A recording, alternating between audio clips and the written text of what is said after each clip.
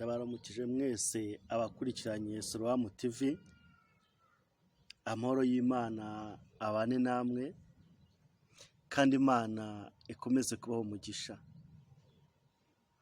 Gusa mbibutse ko Imana ifite n'abantu urubanza.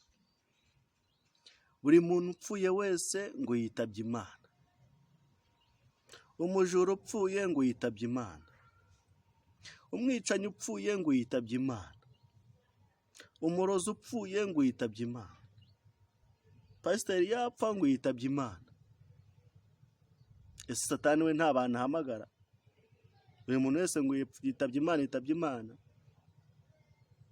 Ntabwo bose ari Imana ibishe, nta nubwo ari bahamagaye.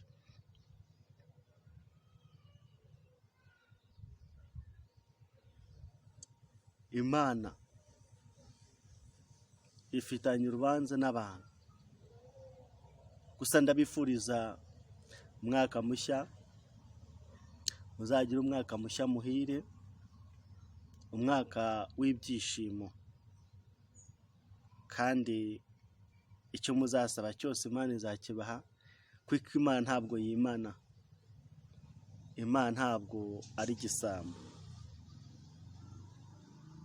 Gusa abapasiteri ndabibutsa ngo namwe mujye mwiga gutanga.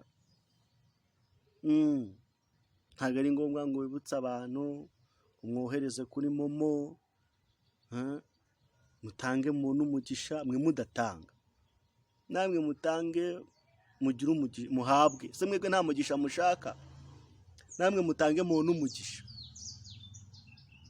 Imana ifitanye abantu n'urubanza. Imana ifitanye n'abantu urubanza.